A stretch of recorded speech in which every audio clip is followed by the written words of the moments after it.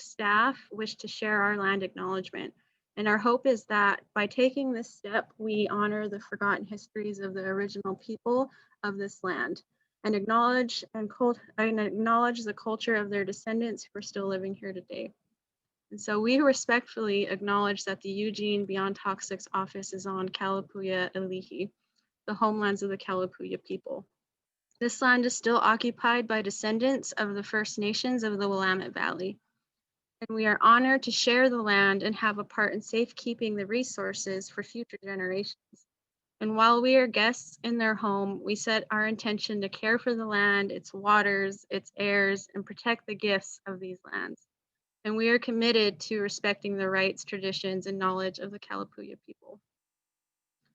And so I just want to jump right in and talk a little bit about what this webinar is going to focus on. And so today we're going to talk about the environmental and climate justice movement in a tribal context, with a specific focus on tribal water justice. So the common definition of environmental justice, it includes the fair treatment and meaningful involvement of all people regardless of race, color, national origin, or income with respect to the development, implementation, and enforcement of environmental laws, regulations, and policies. This understanding of environmental justice does not take into consideration the unique historic, political, and legal circumstances of Native American tribes. And so the United States relations with individual American Indian tribes, they were defined and conducted largely through the treaty-making process.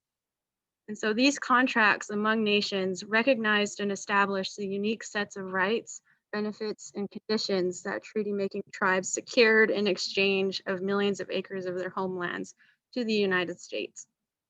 And so like other treaty obligations of the United States, Indian treaties are considered to be the supreme law of the land, and they are enshrined in the United States Constitution. And so this is but a very brief overview of the historical and political relationship between tribes and the United States government, but it's an important start nonetheless. And so I'm excited to now introduce our main speaker, Chairman Don Gentry from the Klamath Tribes. And before I do so, Crystal, can you confirm that we are recording? Yes, we are recording. Thank you, Haley. All right, thanks. I just wanted to make sure there. So back to introducing our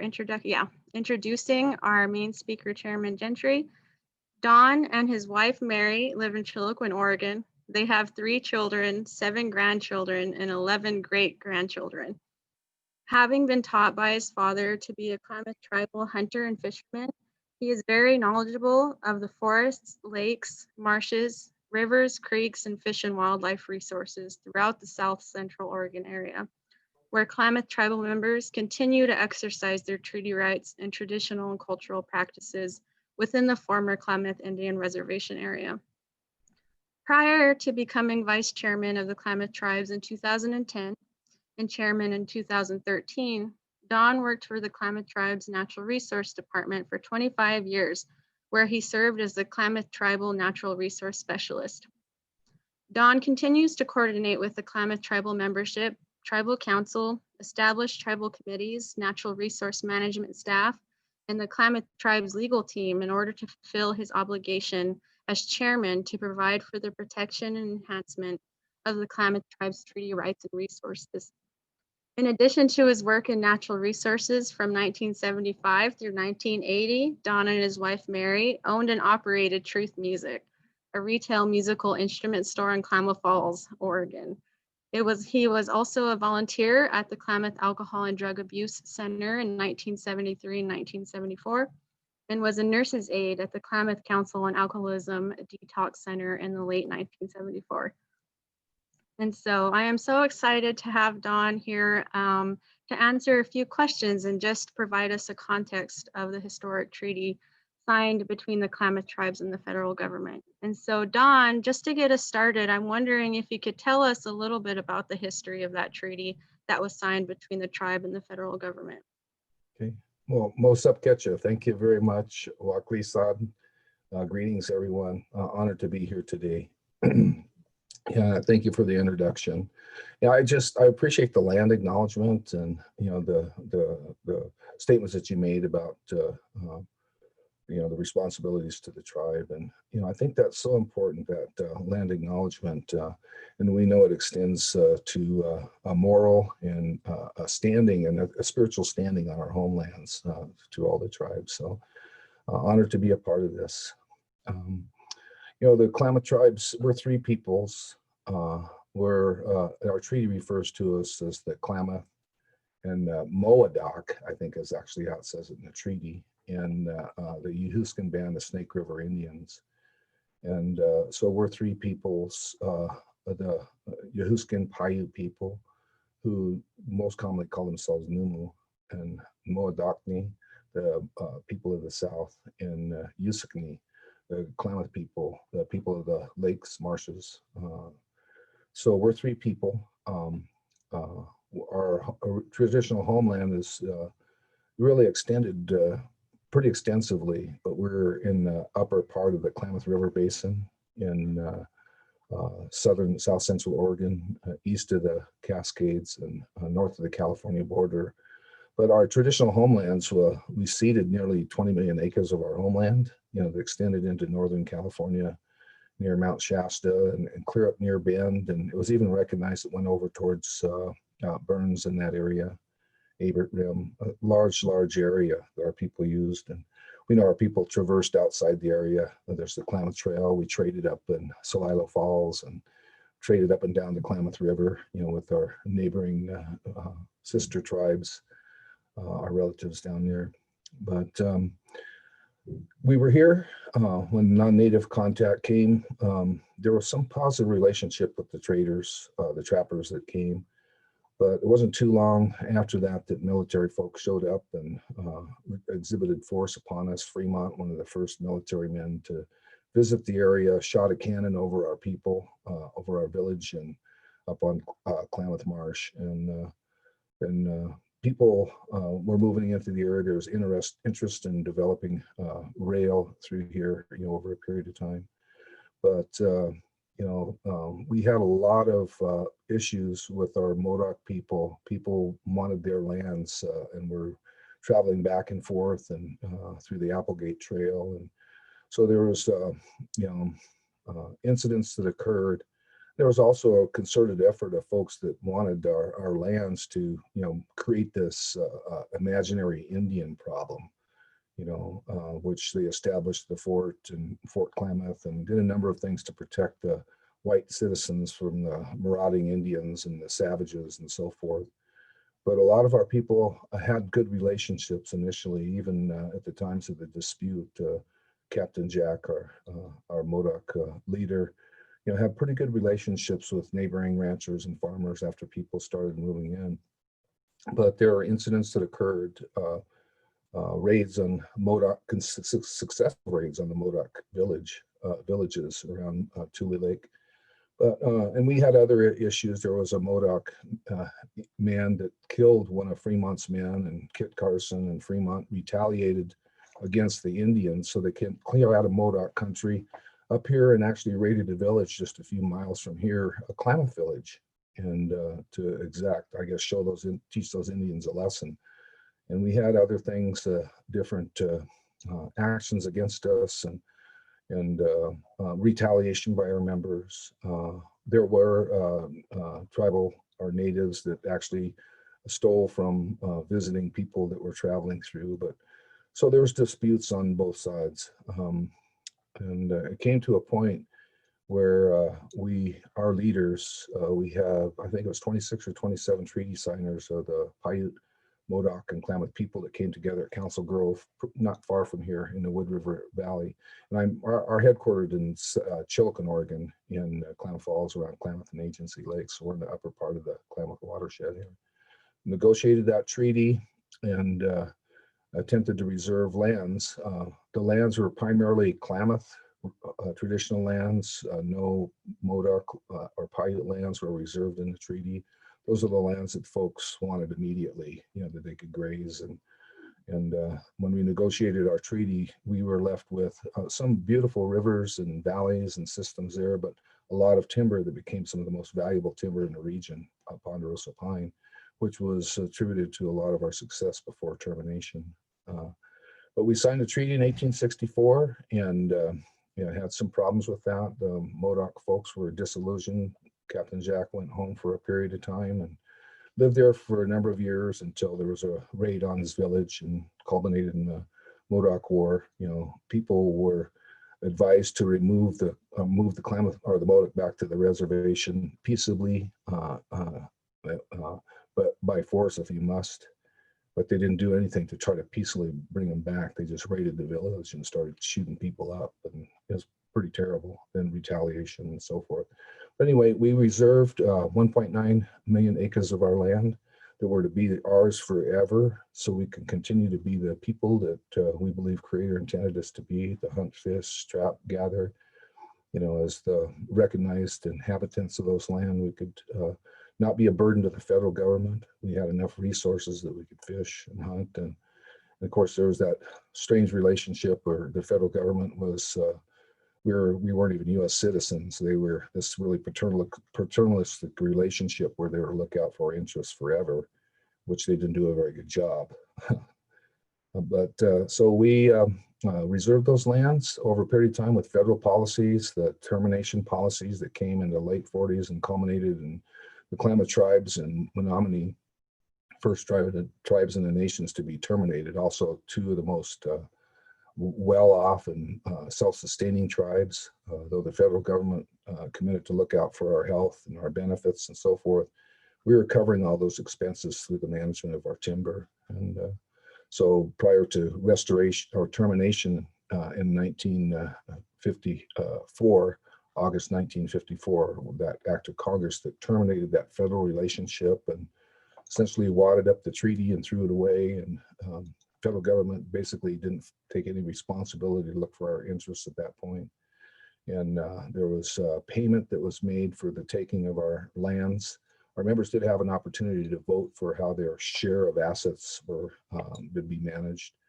And that was 3 years later, after termination already occurred. And even though our leaders protested that, and it was done by act of Congress, not by vote of the tribes or agreement by the tribes, we could vote on how we're going to receive our share of assets, which meant our members voted. And a lot of our members opted to take a realized value of what their share of the land was, but that was only based on the snapshot in time on the timber values at that time, not the sustainable value of having the land forever. A number of things happened, and the last chunk of land that was taken was actual a federal taking. They condemned the forest and took it and paid the remaining members, those that didn't vote, to take cash in the 60s. So we lost our reservation, but we didn't lose our treaty rights. That's a pretty interesting thing with the Termination Act itself. Has language in there affirming that our treaty rights are to remain. I think they probably struggle with how do you compensate or value a right and compensate for that taking. So our members continue to hunt, fish, trap, gather, exercise their traditions and cultures because we're so tied to these lands. And of course, the state of Oregon contested that, and we ended up in court. There was a case called the Kimball versus Callahan case that was named after our chairman at the time, Chuck Kimball. The state took us to court saying, you don't have rights, you're terminated, you don't have a land base, so you need to be subject to state laws. So they were enforcing those laws on our people, confiscating weapons, pointing guns at our folks, sapping them, treating them really ugly, and all they were doing is what they were taught to do. And we went to court on that. We won that case, went clear up to the Supreme Court. And there was the Kimball 2 case, which affirmed that those rights were a tribal right. The state contested that it was an individual right. So everybody that was enrolled at the time of termination had that right, but once they died, the right died with them. And we went to court, and basically it was affirmed that we can continue to enroll our people and exercise our rights in our it was determined to be the 1954 reservation boundary, a reservation at the time of termination. So those are two landmark cases. And then out of that came the Adair case, which was a water rights case, and culminated in adjudication. But the Adair case affirmed that we have a right to keep water in stream to provide for our treaty resources, sustainable fisheries, harvestable resources, and so forth.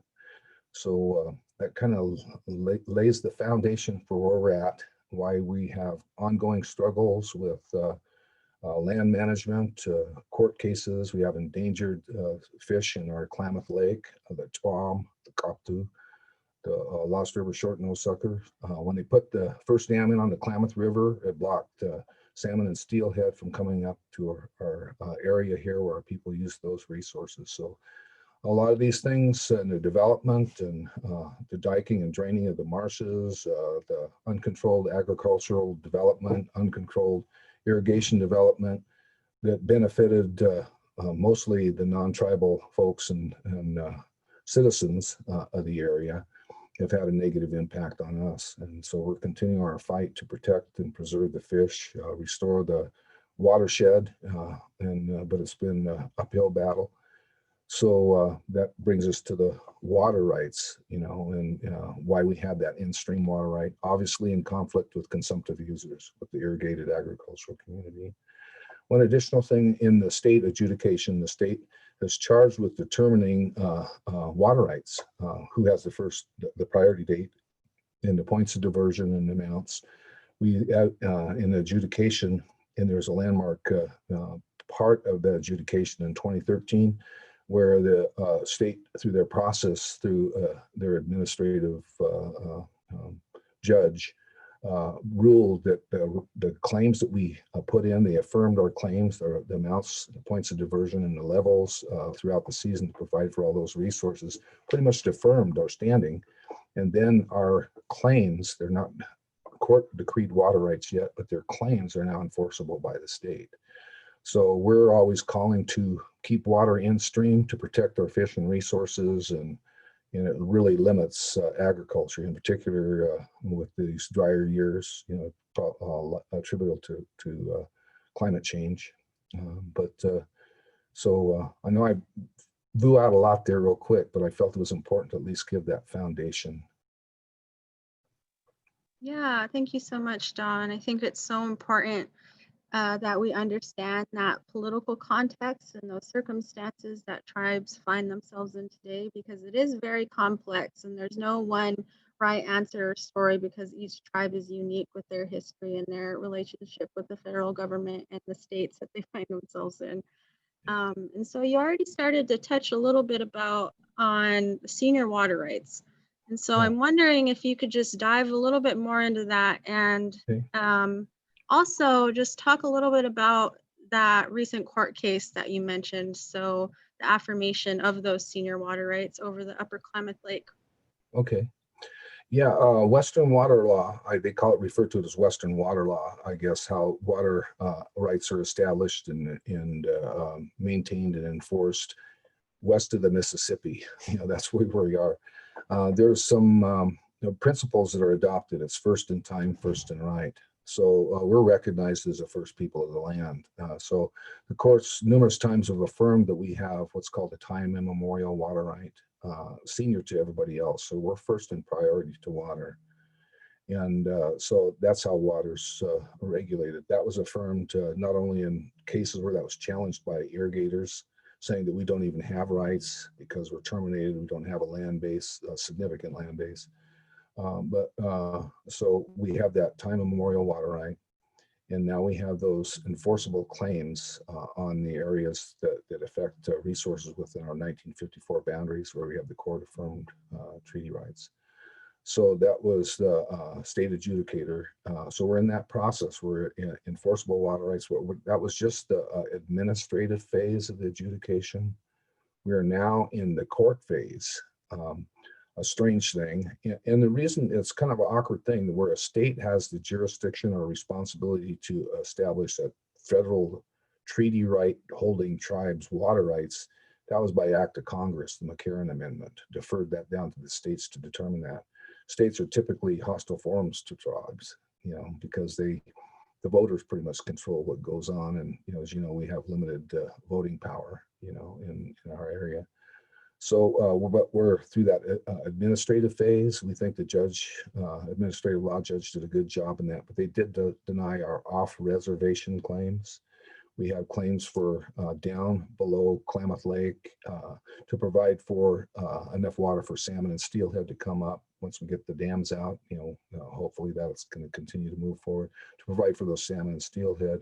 And we also have claims for waters coming into the treaty rights area because those fish don't recognize boundaries. They use those habitats and streams. And those were actually denied by the state. But the other claims that, and we're still challenging that in the judicial phase, which is we're now in. In the judicial phase, that's been delegated to the circuit court here in Klamath County. So we're before a judge that was elected by our local community. So the same judge that saw the big protest buckets out in front of the government building every day he came to work, basically the community supporting the ag community against the endangered fish and, the interests of the tribes. So kind of a hostile forum, but we're before Judge Wogan, and we're thankful that he seems to be doing pretty well by following the letter of the law. Other judges had irrigated agricultural lands. They were basically had to recuse themselves from being involved. So we ended up with a judge that's there. So we're in that judicial phase, and now people are taking their best shots at where we are in the courts and the science that we've provided. And so does that answer that next level of questions? I think so. Yeah, most definitely. Thank you for just talking about those recent court cases and the steps that the tribe has taken in order to get where they are at today. And then also just thinking about those conflicts of interest almost. And so I'm wondering really quickly if you're comfortable answering this, like, how do you think those recent court cases, those recent victories and losses might influence tribal water rights and policy throughout the state of Oregon and possibly across the United States? Yeah, well, the Darrell case is a landmark case that sets some real legal principles that apply here. There have been some other associated cases where people have challenged the enforcement of our water rights. And when the water was shut off there's a case called the Bailey case, which is a takings case, after the water was shut off in 2001 to provide water for the downstream fisheries for other important to the other tribes and also important to us when we want to have them restored here. And to keep water in the lake for endangered Tuam and Koptu, that water was shut off because of the biological opinion saying we need to have these certain releases and certain levels. The federal, the Klamath irrigation projects or the Klamath project folks took that to court and say, hey, you took that from us. We have a right to that water. And because it's a federal taking, we need to be compensated for that. They started that litigation, a whole successive litigation there. And only to have their claims denied. I think they're in the point of appealing it to the Supreme Court. But that court case basically affirmed our time immemorial water right, said that these aren't your waters. The tribes have a senior right and the fish are connected to the tribes. And so there's all these other cases that kind of support or maybe minimize in some places, depending on the decision, are standing in the Darrell case. So there's ongoing litigation. And so our claims are based on the water necessary to provide for harvestable resources, but we're dealing with endangered fish. The Endangered Species Act only deals with protecting the fish from going extinct. Our desire is to have harvestable levels. So we're always pushing for levels and habitats above the Endangered Species Act requirements. So what we filed is Endangered Species Act litigation. And so litigation is the tool, but also partnerships. There's folks that support us in our water rights and claims because they're concerned about the health of the ecosystem and those other resources. But the Darrell case, the adjudication, all the legal processes around that, then related water rights issues and enforcement litigation that comes up, can threaten us in some ways, but we're thankful that the most recent decision in the Bailey case supports our water rights and again affirms everything and even gives us a little bit more ammunition to protect ourselves in the state adjudication court. Okay, thank you so much for laying that out again. Just again, touching on that complex history and all that different case law that we have to consider as tribes are advocating for their water rights in order to protect endangered species such as the chwam and cockatoo that you mentioned. And it also seems those steps to adjudicating those rights and going through all those different legal processes. I'm wondering if we can shift the conversation a little bit and see how that relates to tribal water justice, especially in the context of, say, the broader environmental justice, climate justice movement, and if you think there's a relationship there. Oh yeah, definitely. I mean, the injustices are obvious. All the legacy of impacts, that we're dealing with. Dams, irrigated agriculture, diking and draining of lakes for agricultural purposes, all the water quality problems that come from nutrients coming in from agricultural practices and streams eroding and falling apart. All those things are, quote, benefited other folks, but have had negative impacts on us. So that's kind of the foundation that we're in. And we're trying to restore those things, preserve and restore. And it's an uphill battle. I mean, you mentioned how complex this is.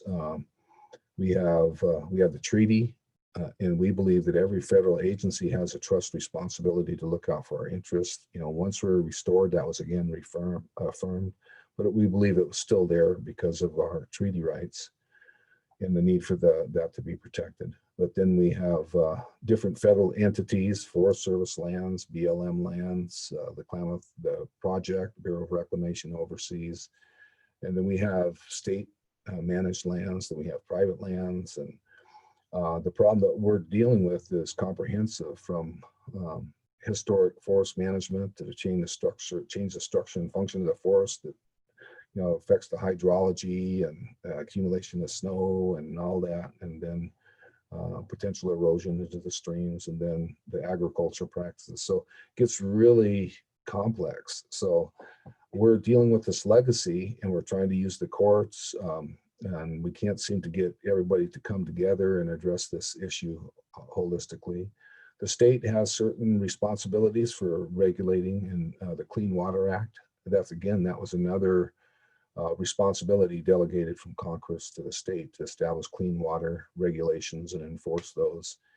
And current state has very limited funding and authority. It's mostly like you have to be, it's kind of a complaint-driven process, and then the landowner has to be agreeable. It's just really difficult to address our issues and concerns. So, and politics, so the politics behind all of these things, whether it's state funding or federal funding or pushing people to do the right thing or actually enforcing the law, it's just been really difficult for us. Lack of funding because, people are used to the way things are and resistant to change. And there will be impacts on folks. We need to reduce irrigated agriculture, reduce the number of acres irrigated, and there can be an impact on the economy. So it's a difficult situation. So it is an environmental justice issue. And I'm just talking about the politics, but associated with this is the politics and the way that we're marginalized and treated in our own homeland. We're the first people of the land. From our perspective, our Creator placed us here with purpose and plans and authority, and so we do have legal standing and jurisdiction. But in our sovereignty, we'd have limited control over some of these folks. We can control what we do, but limited control over others. So there's that. It should be enough for us to just say, hey, we want these dams out, get them out because we need them. Or we don't want the LNG pipeline to come through our homelands and disturb cultural sites and potential human remains and all those things, or other projects that folks want to do that have significant impacts on us, that are even permitted by Federal Energy Regulatory Commission, like the Swan Lake project, one of our high dense historically used cultural resource area. It's going to impact those sites. The laws allow those kind of things to happen. And so So we're faced with that. But the relationships that we have in our community, I mean, the most recent thing, we had Secretary Bernhardt come to the area here to meet with the agricultural community. Spent time with them right in time for the election, to show support for the ag community. And kind of, I think they thought, well, if we're coming to the area, we at least got to meet with the affected tribes in the Klamath Basin. So they gave us each 15 minutes to talk. And then they spent most of the time for photo shoots and commitments to the ag community, So this current, I mean, we've had Republican administrations that help focus on the real problems and try to bring forth solutions. But this last administration is so pro-agriculture, and I would say even anti-tribal. That's had an impact on us. So all the time we're reminded that we're not as important as everybody else. The fish aren't as important as anybody else. Anybody else has irrigated agriculture. We have this attitude in our community, and there was following that, there was actually, they came back and there was a tractor rally, and that's when they did a lot of the photo ops. They had a whole ag field with all these white crosses in there that signified all the impacts to each farm in the Klamath project, and they weren't even using their masks. They were, like to have their photos in the papers, but they didn't make time to, hey, we're going to address your treaty resource concerns and fix the environment, and none of that stuff. And so we're kind of reminded often that we're not as important as others. Our resources aren't as important. I mean, the things that we're concerned about isn't as important as money and economic stability for folks, even though there's this negative impact that we deal with all the time. So that kind of, and I mean, we had this tractor rally, we had, and following right after that, we actually had a Black Lives Matter protest, and a few days after that tractor rally. And we had kids going up and down the street. I say kids, young people with AR-15s, basically going to protect the community for everybody from Antifa that was reportedly coming in the area, and had support of our ag community. A lot of trucks with Trump flags and don't tread on me flags, and that kind of stuff. Going by and standing across the street and telling people to go home where they came from. We had a lot of our tribal members right there in the community. They were smoking them out with their diesel trucks and all that kind of stuff. And so we had that going on, and that's just the political environment almost makes it like it was acceptable to do those kind of things, because there's a long history of that. When the water was shut off in 2001 to protect the fish, they had a big rally here. And they called it the Bucket Brigade. They took water out of the Linkville River and handed through the buckets through Klamath Falls. Our Congressman Walden was there. We had all these people there, so they, by protest, handed this bucket so we could dump it in the A Canal for the Klamath project. And they had all that political support, the big rally. Our tribal members that were there were spat on by people that were there. There was suckers, that's a common name for the Tuamakaptu, the other white meat, no Klamoya Casino. There was racist incidents that were happening. Our people were denied water in restaurants, or they had to ask for water when they were given water to all the non-native folks that were in the restaurant with them. We had all-you-can-eat sucker fish fries at restaurants to raise money to battle the tribes and our water rights. We had threats. I myself, I didn't even feel like I could go down to Klamath Falls. I went to a few businesses, and one business actually had a hand drawing on the wall. It says, "Here's your water sucker." It showed like this little creek and the man standing in there urinating into the water on this drawing of a sucker. "Here's your water sucker," that kind of thing.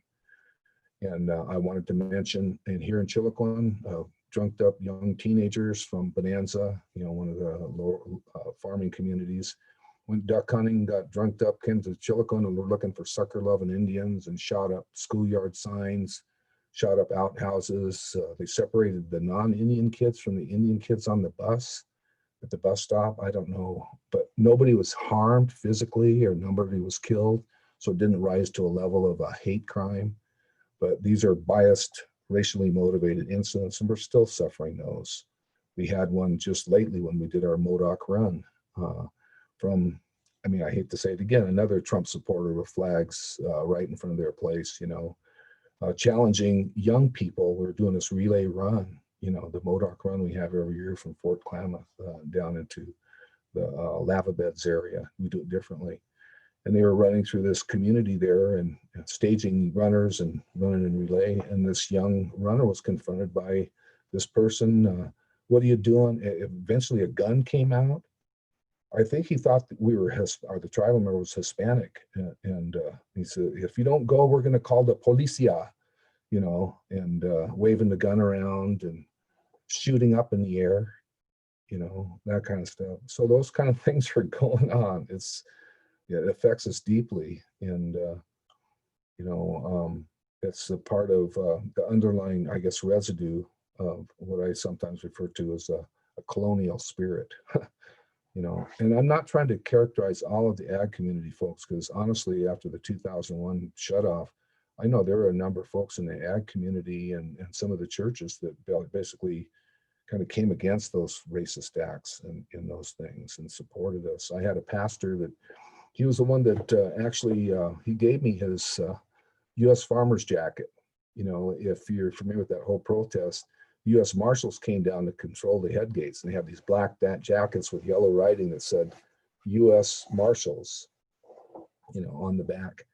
After he learned how important the fish were, I guess he thought it was just all an anti-government kind of thing, how important those suckers are to us and stuff. He actually, with tears in his eyes, gave me his U.S. farmer's jacket that he made to look just like the U.S. Marshal's jacket. So I'm not trying to characterize, hey, it's farmers against Indians, but you know, there is a significant group of the ag community and folks that have that kind of spirit and attitude that we deal with every day.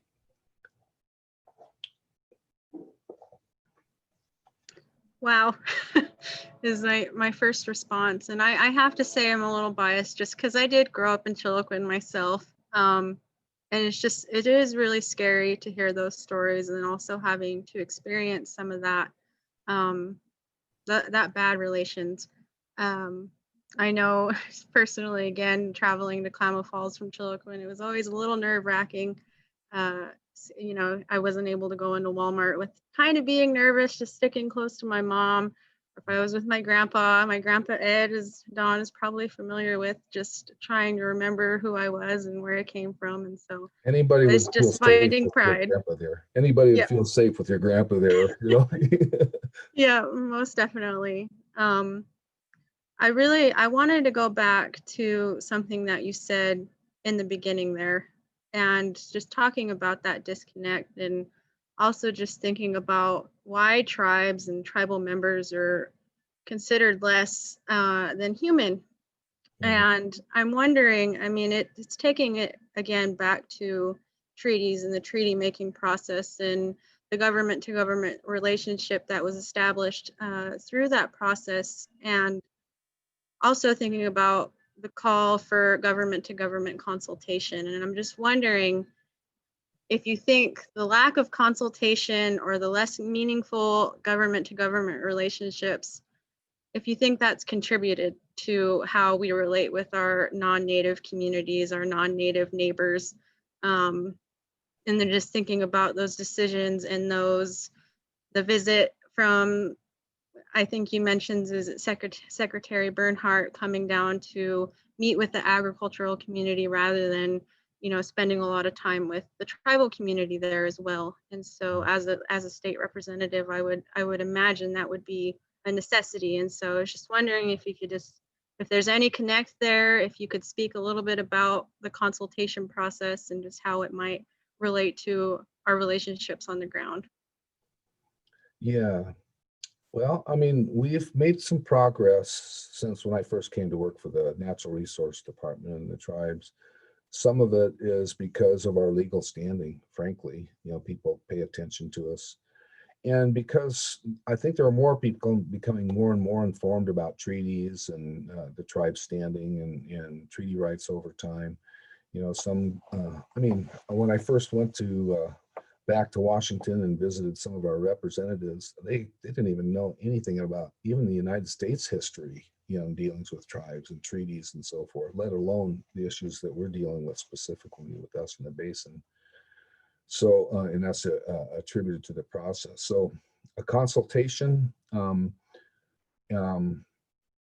mean, some of that's based on what we call the trust obligation, that whole idea that because of treaty, their federal government is our trustee. They're to look out for our interest, and in their position of resources and authority and power are supposed to look out after us, in our best interest. So, and that's been affirmed in really culminated in policies on consultation, but it only goes so far, trying to nail down in specifics what that actually means. From our perspective, it means keeping enough water, and as one example, keeping enough water in the lake for our fish, and limit agriculture as necessary. In other words, the water that's left over after we have it there for our fish and the habitats and our fish there and the fish downstream, then that's what's left over for agriculture, and those other consumptive uses. That's our position. They're always trying to deal with, trying to figure out how to get by everything and get as much water to agriculture as possible, and that's been primarily what it is. So there's that trust obligation. It's not really clearly defined in the courts. It's there. There's this idea of consultation, and there have been some policies. Some of President Clinton, President Obama, others have adopted policies on consultation, and it's rippled through the federal agencies. But frankly, when it comes, we're not considered co-managers in most cases. I mean, that co-manager means you'd be a part of the decision. If we say yay or nay, we'd have a lot of control there. It's been limited. A lot of times we feel like, we talked to the tribes for 15 minutes before we talked to the ag folks, and we checked that off the list. So we're meeting our responsibility. Then they go and do what they want to do. So it has to be substantive, and we have to be a part of the decision process. So, and because of just the recent things that have happened, basically, it affirms the ag community that we're not as important. They have more of a responsibility to address them and their concerns rather than ours. So it does have implications. Consultation doesn't go far enough. The only way we feel like we can have full control is if we own the lands, have an authority and jurisdiction over that, in which we lost them. But then we know whatever lands we own is surrounded by other lands that impact the resources and importance there. So we're trying to use the law the best way we can, use partnerships, develop relationships, even with folks in the ag community that are willing to look at the real issues and problems if we can. And we're thankful that we have some of the folks in our two state senators, Senators Merkley and Wyden, been so supportive of us, obviously concerned. And I mean, there are politicians, they see part of the solution is getting funding to the ag community and the water shut off to protect our fish, to help them, but it's only a short-term solution. Other folks basically have been adversarial to us, in Congress. I hate to say our most recent Congressman Walden I would never say that he felt like we're a part of his constituency and he needed to do what we wanted to do. It was always economics and the people that had the votes. I mean, we'd have good conversations, but it just never ever went far enough, to really feel like they were looking out for our interests. So the state of Oregon is a little bit different. We do have the Legislative Commission on Indian Services that was established, in the legislation that went behind that from Governor Vic Atiyeh, who has a positive relationship with a number of tribes, real close relationship with the Warm Springs and others. But he moved forward legislation to establish a Legislative Commission on Indian Services, and there's a policy to consult with tribes, and they staff that, and we meet, and we're advisory to the governors. And it's a little bit different with us than other states. Other states don't even have that, and they're really in a battle all the time with the states. Governor Brown, I mean, she kind of walks that line of supporting us as much as they can, but they have their own interests too.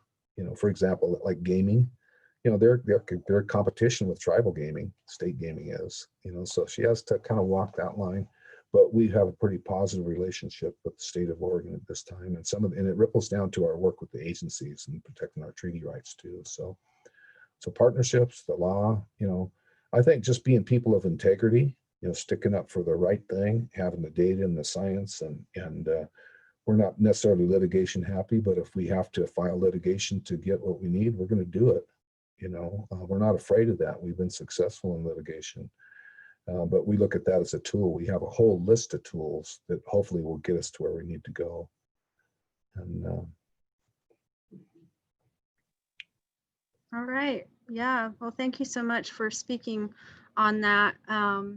I know we have a lot of folks here, all of our attendees who might not have this background and this knowledge of the government to government relationship and what consultation is. And so I'm really happy that we were able to talk a little bit about it. And so I would like to ask you one more question before I bring on our guest respondent here, and that is just how can non-Native allies and non-Native organizations help advocate for the proper and meaningful consultation that you mentioned, especially as we move forward with our environmental and climate justice movement? Yeah, well, I think support our elected officials that really have an understanding of the responsibility due to tribes, and support environmental issues and causes. So, I mean, the voting makes a difference, whether it's representatives we want to vote for or certain legislation, that would help us to get where we need to go, which is more sustainable, not only locally and regionally, but around the world, so that's important to vote, and vote for the right folks that will represent those causes, and, has an understanding of how important it is to support the tribes. And also, if you support those things, and you support the things that the tribes are interested in, I think it moves towards sustainability and benefits everybody, all United States citizens. I always feel that if we're speaking up for the fish, we know that there are recreational fishermen, there's commercial fishermen, and maybe we're interested in subsistence. And also some tribes have commercial fisheries too, salmon fishermen. So supporting politicians and in legislation that moves for cleaner water, healthier environment, sustainable, those things are positive things. And then becoming informed on all this and sharing it with your friends that might have a perspective that maybe they're not really fully informed. So understanding those things and becoming educated about the history of the United States, our local history, the history of the area, of the tribes that they're living in that area. All those things are real helpful to that. And unfortunately, we have to pay taxes. That's where a lot of this funds come to do the work, but sometimes supporting the budgets that will bring these things out, restoration, all those kind of things. So getting to know the tribes and our interest and supporting us politically, spiritually. I mean, we can always use prayers and encouragement, as we battle this.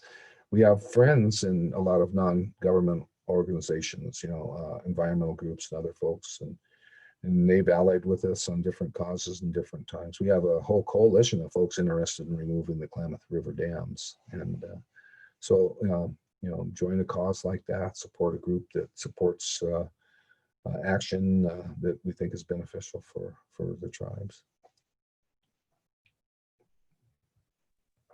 Awesome. Well, thank you so much for speaking to that question. And I do just want to thank you all for going through that series of questions, and just how great it is to learn about that historic and political history of the Klamath tribes and what the tribe is doing to protect the Shwam and Koptu in the Upper Klamath Lake. And then also just learning a little bit more about the work that tribal governments are doing, the work that tribal natural resource managers are doing, and just understanding the stewardship of this place that we all call home, and how it can help us achieve the changes that we want to see in an environmental and climate justice movement. And so just wanted to thank you again so much. I think this is a meaningful conversation. And that's why I'm really excited now to invite our guest respondent, Darrell Kalika, to just speak to this conversation and possibly provide some feedback and insights about the work and the different political and historical history that we mentioned. And so before I do bring you on, Darrell, I would like to provide a brief introduction. And so Darrell is a coordinator for the Changing Currents Tribal Water Summit and Policy Project. And she is also the program coordinator for the Affiliated Tribes and Northwest Indians Energy Program. Ms. Kalika also leads, manages, and ensures Kaneem Associates' values, mission, and vision are implemented in the firm's work, services, and products. And she is also responsible for developing and coordinating the firm's operation strategy, goals, and direction. And she ensures the necessary operational, financial, regulatory, and day-to-day tasks are in order for the firm's successful operations. And I'll just have to say I've been able to work a little bit with Darrell in the past, and it's always a pleasure to hear her speak and just learn more about what she's doing with tribes and tribal water issues. And so, Darrell, if you're ready to go. Sure. Great, thank you, Haley. It's always a pleasure to listen to Dawn provide that recount of the Klamath Tribes history, the history of the tribe in terms of sort of that more modern context as a tribal nation, but also the impacts to the resources, and then the sort of modern interactions that are taking place on an intergovernmental policy, legal, and just management regime, and in that political climate. And so as I was listening to that, I had to, there's a lot in there to unpack within just a few seconds of this transition. So if you'll sort of bear with me as I kind of had to take this step back and really kind of think of this information in the context of sort of just the basic human experience that we have. And in terms of thinking about kind of taking a look at our worldview as Indigenous people. And I think I'd heard mentioned by you and probably Dawn was this notion of stewardship, and that's an inherent part of our Indigenous worldview. And then it's, you know, inextricably linked to our spirituality, culture, and the obligations we have to taking care of those resources. And so kind of in the spirit of thinking about that, you know, I had to take that step back to think about it. And then for your audience, I'm an attorney by training, so my brain starts to also try to make all of these connections to all of these things. But I think that the key thing really that struck me in that conversation was the human experience that many of us, and reminds me of, so I'm from the Confederated Tribes of Warm Springs, which is located probably about 2.5, maybe 3 hours, depending on how quickly you get through Redmond and Bend, from Chiloquin, Klamath Falls. And we also have our water rights issues. We have a Warm Springs Water Rights Settlement Agreement.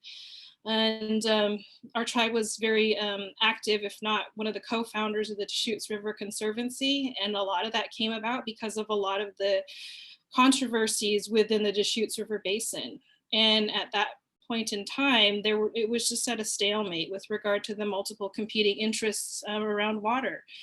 And taking a look at that and thinking about the different positions that people had in the tribe, saying, we all know we have a position that we come around this table with, but we all have common interests. And I guess that's what got me thinking, or Dawn's comments got me thinking about that we do have a lot of common interests. And that's, it's harder to get to that place, but once you're able to get to that place, that we do share some commonalities, again, kind of in agreement with Dawn's perspective. You know, oftentimes particularly in the Deschutes River Basin and in our section near, you know, just north of Madras and south of the Dalles, or in that area, you know, we do have some ranching and farming interests, but even as our tribal members, we also have ranchers and farmers that participate in that industry. And so I think that we've been able to find with some folks, some of those parallels and common interests. And so kind of in thinking about that, I don't want to say that it's a rosy picture, but we're definitely in a unique time right now in this current political climate. And so I'm kind of going to take my comments in response and go probably in taking a look at kind of where we are right now and thinking about that history that Don laid out, and that every tribe in Oregon, every tribe in the West, every tribe across this country, and indigenous community in North America has its own unique relationship with the government that they're interfacing with.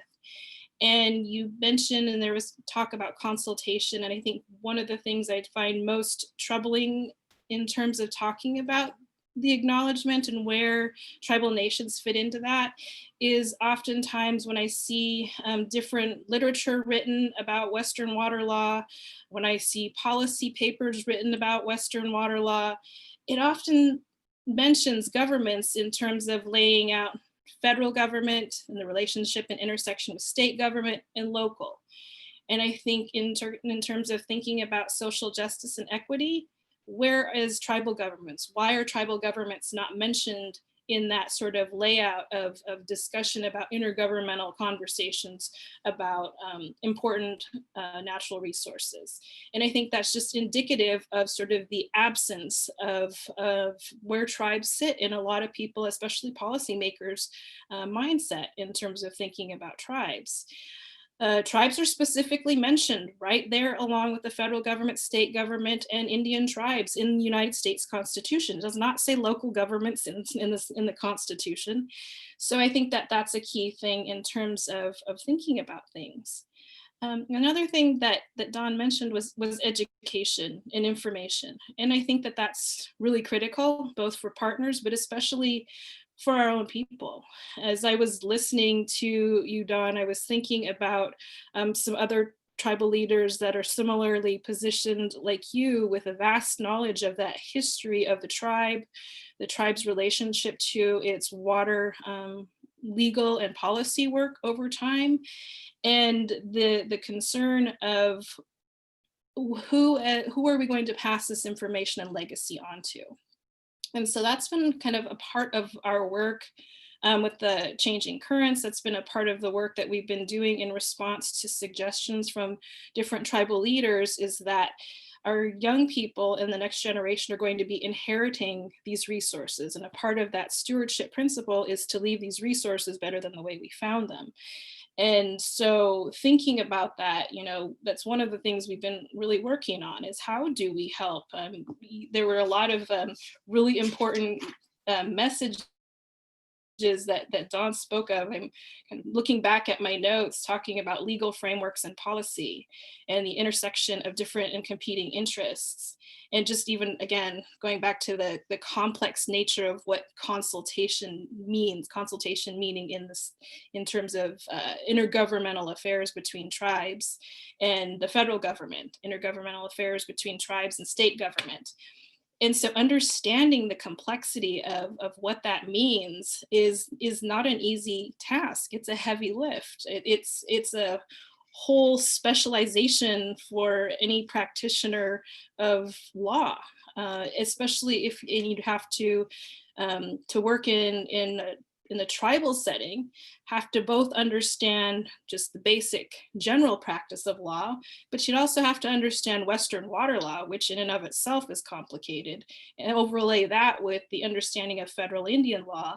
And then that intersection of sort of the process over time where Congress has this plenary authority to say, okay, well, we're going to delegate some of our federal trust authority to states, and they've chose to do so here with water law, which makes it so challenging to have any sort of consistent bright lines when you're looking at policy.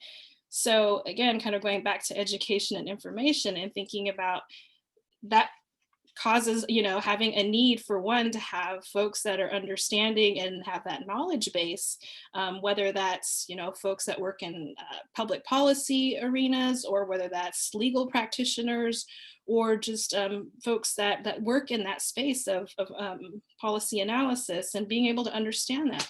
And then I think the other piece is building that knowledge base and capacity amongst our own people. I'm always amazed at how many folks that I run into back in Warm Springs who are pretty well versed, are not attorneys, but are well versed in understanding just some of the framework of tribal water law. But I think that there's a need to grow that capacity amongst our own people and information. And there are some, you know, other areas that were kind of mentioned, you know, with regard to kind of thinking about that information and kind of the resources and capacity that's needed that support, you know, the work that tribes are doing around this space, and thinking about the folks that do, you know, our scientists and hydrologists, our planners, our engineers, emergency managers, healthcare professionals. As we're seeing with this current pandemic, water plays an important role in our ability just to manage the scenarios around public health. Infrastructure managers, we've got an aging infrastructure system. So which kind of leads me to a bit of a response that implicates my own community at Warm Springs. You know, having been without water resources last summer and having an aging infrastructure system wherein, you know, it needs to be completely replaced at a over a $200 million price tag. And, you know, we go back to the language of the creation of the reservation was to create or set aside a homeland for our people. And, you know, when you think of a homeland, that's a place to live, to have a home, to take care of your people. And if you don't have the basic access to clean drinking water, it makes it challenging to do that and to just live your daily life in a healthy way, especially absent a pandemic. The other thing, you know, I'm thinking about is on more of a tribal level, thinking about tribal water rights and the complexity around the age of tribal water rights, and thinking about that in the face of the many challenges that we are faced with currently. I mean, we just lived through a summer of catastrophic wildfires that affected, you know, one of those started by lightning at Warm Springs. It was the fire that went over the top of Mount Jefferson and became, you know, merged with the fire on the other side and became its own, the Lion's Head fire. And, you know, it became a significant wildfire complex. And so, you know, that's becoming, I think we're beginning to appreciate the fact that that's becoming part of our new norm. The other piece being, you know, other climate impacts, the impacts to water quality, water quantity, growing increases in population, growing population, especially as people are leaving other areas that are impacted by climate. So, you know, I'm just kind of thinking about a lot of these, making these sort of connections with regard to sort of thinking in terms of impacts to not just tribal communities, because we are often, and we are frontline communities. We're frontline communities to climate issues. We're currently a frontline community to impacts from this pandemic. We're frontline communities to the economic crisis we're experiencing right now.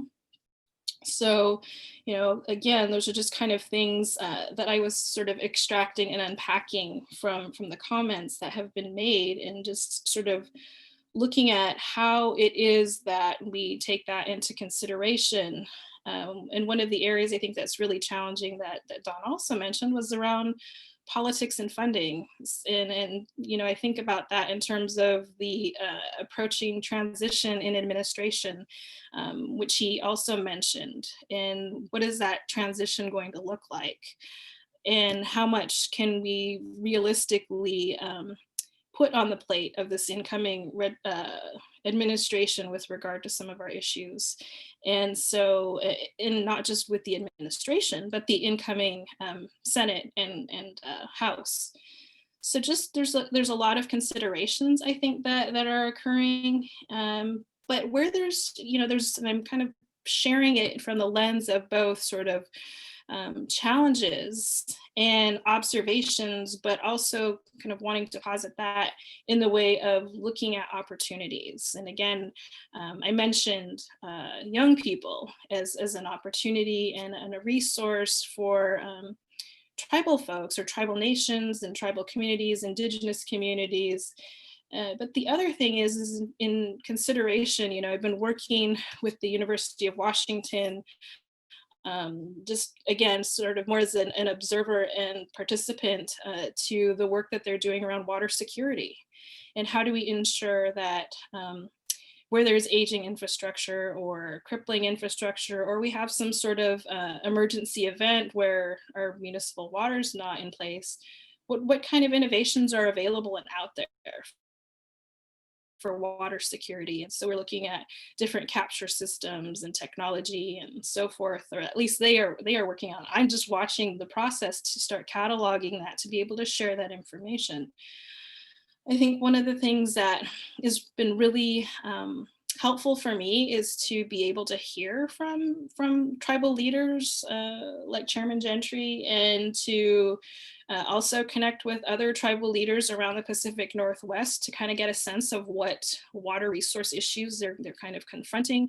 I shared a little bit about my tribal community with regard to aging infrastructure. We also have similar fish and wildlife management issues, water rights efforts, trying to work collaboratively and with partnerships in that process. Always having, again, as Don mentioned, litigation as a tool in our toolbox. But also kind of just looking around in terms of thinking, what are some of the other tribes in the region doing and some of their work. And again, my tribe also is a co-owner, co-licensee to the Pelton Round Butte project. So we are also participants in large hydroscale industry. So how do we leverage some of those participation points in industry to start to make some changes there, changes in terms of whether it's utilities, getting them more knowledgeable about tribes and tribal interests, working with some of the tribes on the coast and understanding sort of the coastal tribes issues around water, which are a little different, but are becoming kind of similar. We've got drought scenarios on the coast, and we've got drought scenarios, even though it's raining outside here in Portland.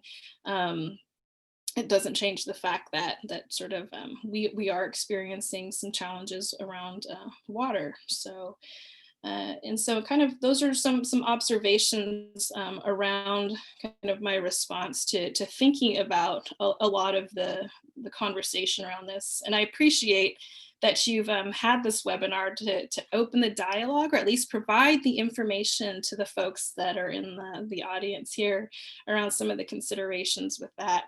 And I think, just to kind of close on the last question you asked Chairman Gentry about the leveraging partnerships and so forth, I think part of that has been our effort, and part of my work with affiliated tribes and Northwest Indians is to begin sort of building a resource to help support tribes. Of course, our role is not to get in their way or to run ahead of them, but is to support their work. And when they ask us to get out of their way, we get out of their way.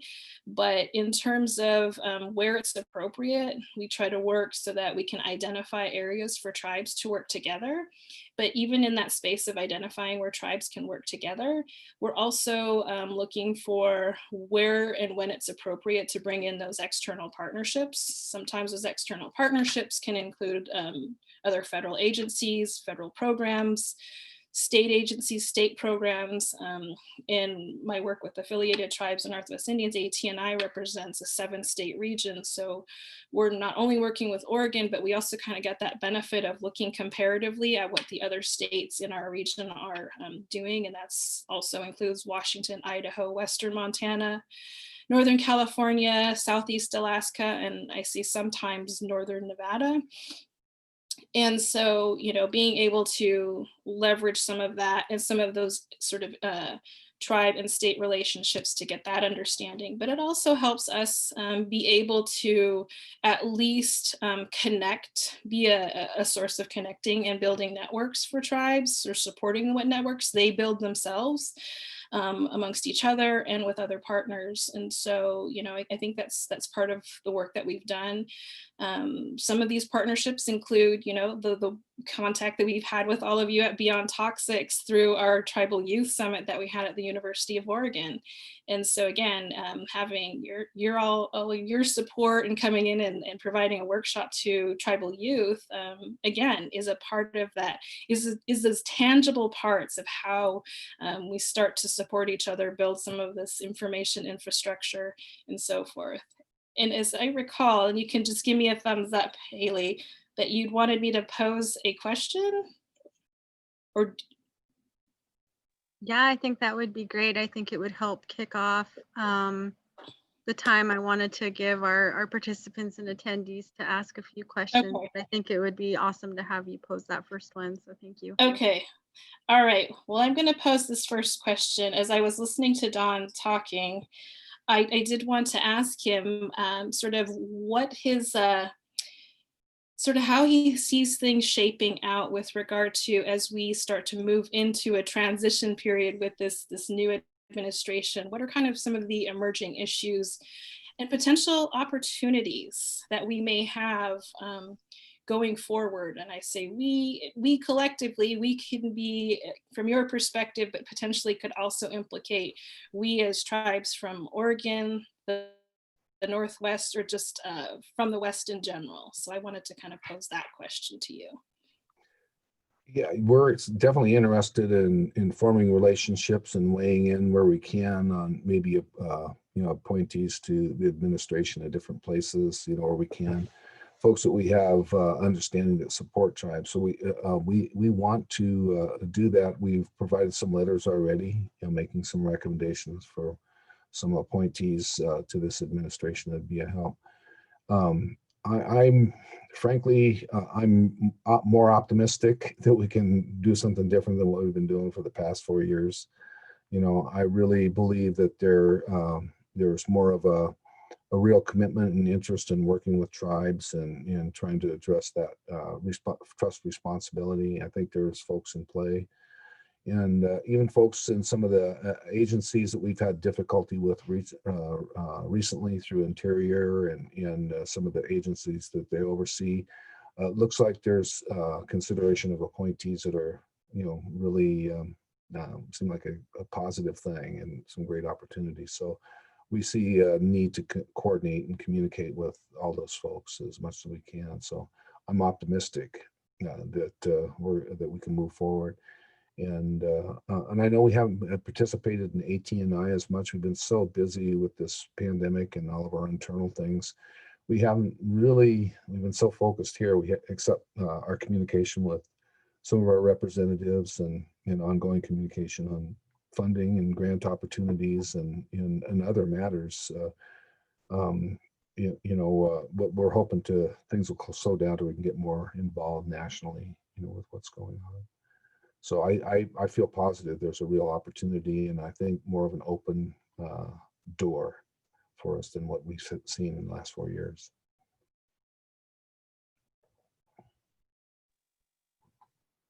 That's awesome. Thank you, Darrell, so much for your observations and your comments and suggestions, and just even hearing about the work that you're doing with tribes throughout the PNW, the Pacific Northwest.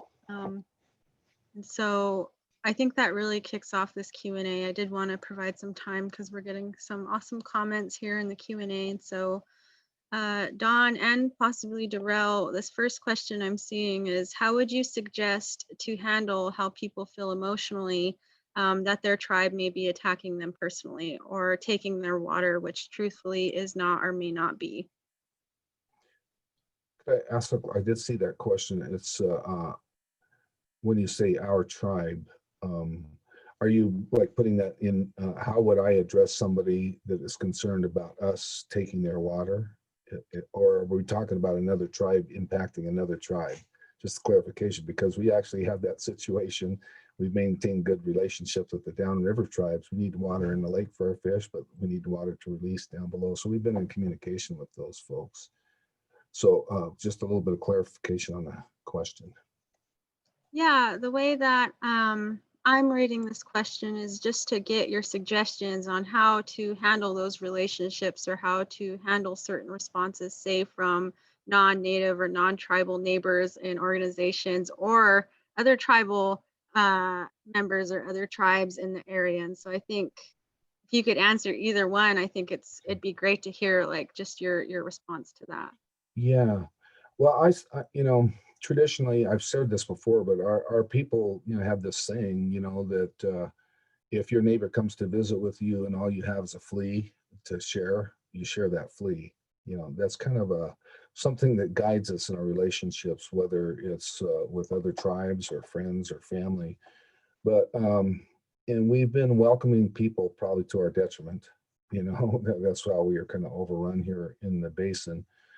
But I think, the way I would think of it is we're all human beings. We're all important to our Creator, no matter where we come from. I think there needs to be honor and respect to our people as the first people of the land, which we haven't been afforded. But to recognize, and I can actually even relate when water was shut off to the farmers in the Klamath Basin here. There was an increase in alcoholism and suicide and stress, and people reacted with anger, and I can understand that.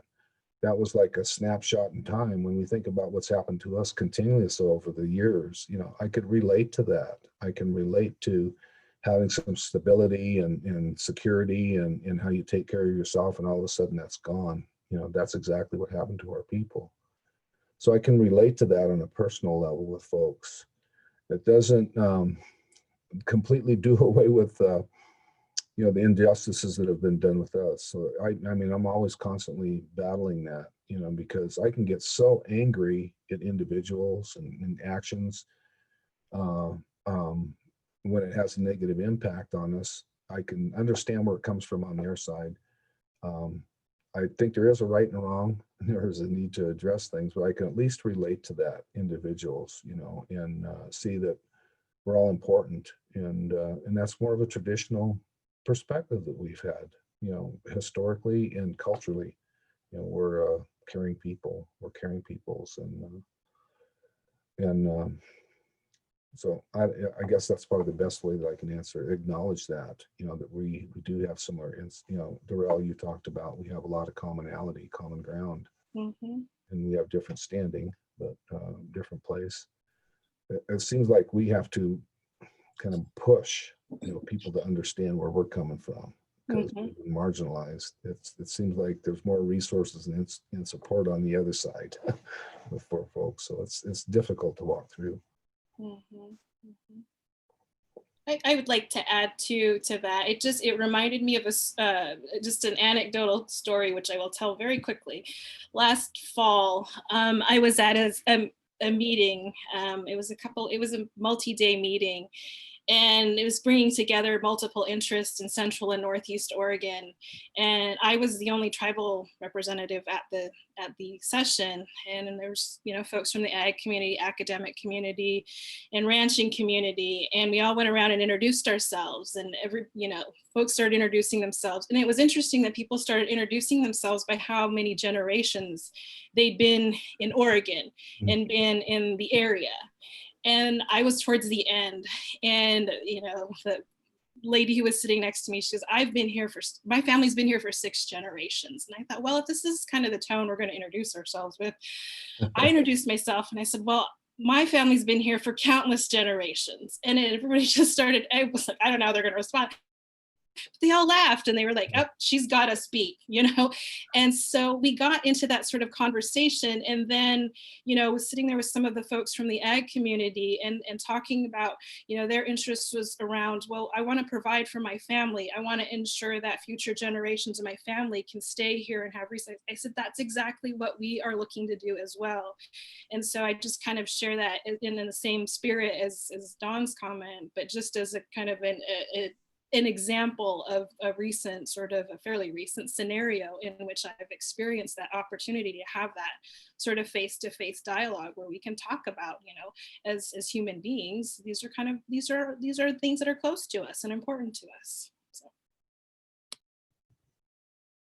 Yeah, thank you so much for telling us that story. I think it really hits home and just provides an example of how we handle these issues and how we handle these conversations, especially as tribal members or coming from a tribal organization and trying to relate to other folks who have, you know, have families here and who have histories in the state of Oregon and elsewhere. And so thank you both for speaking to that question. And we do have a little bit more time. I wanted to ask one question. It's kind of shifting away from that, those personal stories. And it looks like Tana asked a question. She's wondering what the plans are to help restore healthy habitats in the Upper Klamath Lake and tributaries, so including the Williamson, the Wood, Sprague, and Sycan. Yeah. Well, we're trying to push all the state and federal agencies to provide funding. Of course, that means getting the legislatures and state and federal folks on board to get funding to actually do the work that's necessary. And so we're working at all levels, at the political level and even staff level, coordinating with local ag folks and other entities. So it just funding seems to be one of the most significant problems.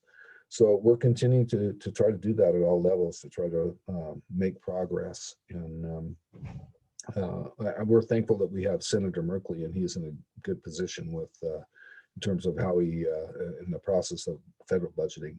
You know, he's got a lot of money here to improve our rearing program for our endangered fish and expanding that and providing funding. So so there are a lot of different things going on, positive. But you know, the funding takes place. So and we've maintained good communication with the state of Oregon. You know, raised a number of concerns and continue to monitor that, whether it's enforcement or you know, doing improvements, and we've engaged in even communication on the water vision. You know, so there are all those things are in play. Some moving forward really well. Others, funding seems to be a big limitation. Okay, thank you so much for speaking a little bit to that question. And I actually have a question for you all, just to kind of wrap this up a little bit. You both mentioned a lot about the work and the efforts that youth are taking on in tribal communities, and I'm just wondering, like, how can we best support this upcoming generation and, you know, all of their motivation? Because even I don't know if I'm that old yet, but just the younger people, you know, coming up after me, it just seems like there's so much motivation and want and just a lot of dreams. And so I'm just wondering, like, how can we best support those, that generation? Yeah. I could just let you know that we're, you know, establishing our youth council, and we work with them a lot because their voice, for some reason, if it was an older tribal guy like me or something, you know, yeah, there might be a history that might have to overcome, but a young person with promise and excitement and you know, they could say the same thing and it seems to carry a lot of weight and benefit. So we've involved our youth council on, I mean, even in some of the issues on the dam removal and the LNG, you know, we're always careful to not put them in an unsafe situation, you know, with people that might be radical and opposing things, but provide them opportunities to say their piece and get engaged. And so just, you know, we see them as a real valuable asset, and we support them and provide opportunity for them. And I'm glad that we have that structure in play. They're even, they just did a public service announcement on the COVID, encouraging everybody to wear masks. And so we'll have some billboards. So, you know, supporting them, you know, tribal government supporting them and providing opportunity for them to speak their piece, because, you know, they are the next generation, and the things that are important to them should be important to us as tribal leaders. So, you know, I really feel good about that. It's happening in a good way. Yeah, and I'd say, you know, I'd echo that. I put a link in the chat.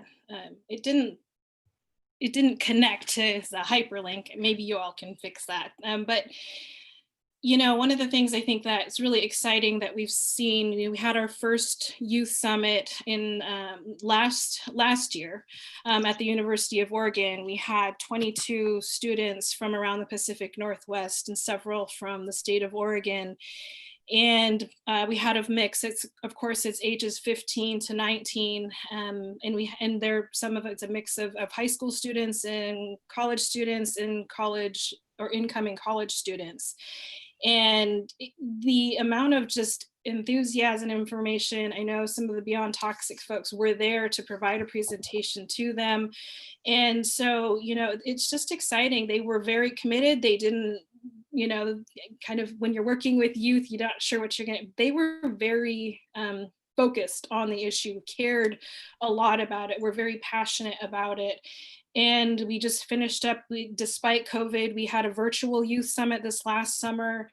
And again, the youth just, they would, especially I would like to, you know, impart to tribal leaders and to tribal elders, especially in community members, that I feel, you know, having the opportunity to have worked with some of these youth, we had 24 this last summer, and 2 from Arizona who joined us. And so just sharp. We had, I think there were 5 of them that were going to be incoming freshmen this fall.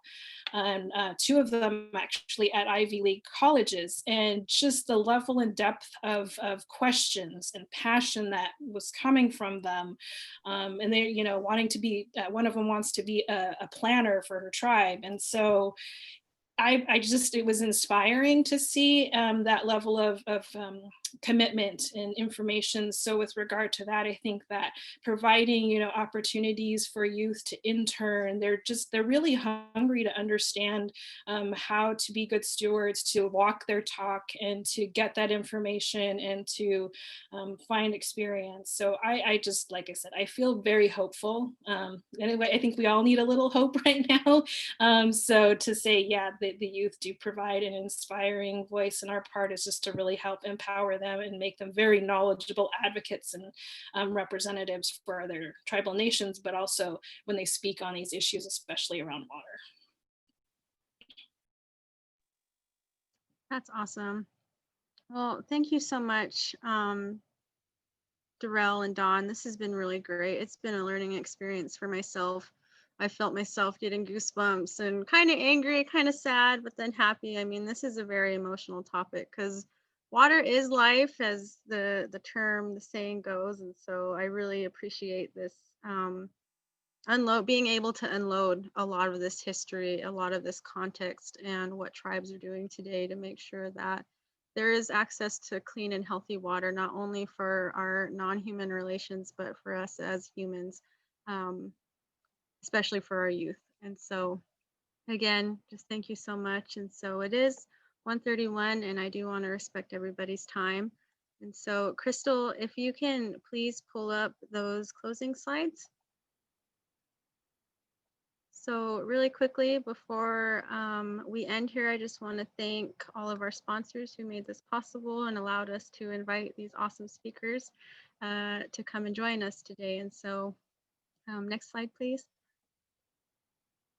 And again, I just want to thank our amazing speakers. This has been great. And I hope everyone here, you know, was able to take something away, able to, you know, really think about what are some action items that you can take either as a Native ally or a non-Native ally.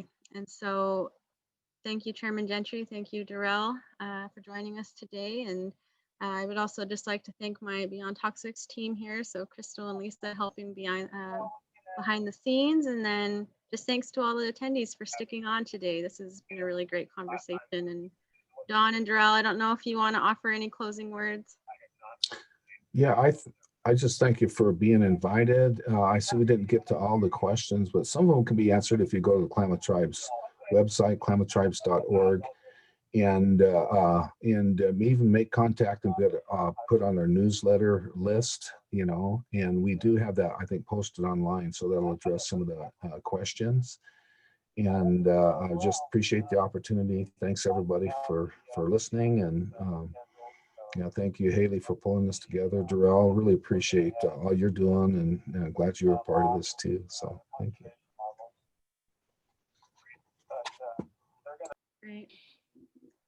All righty. Well, that is our closing for today. I would just like to let everyone know that this webinar was recorded, and you can check out previous webinars at beyondtoxics.org. And I hope you all have a good rest of your day, and please stay safe out there. Uncha, later. Goodbye, everyone. Bye.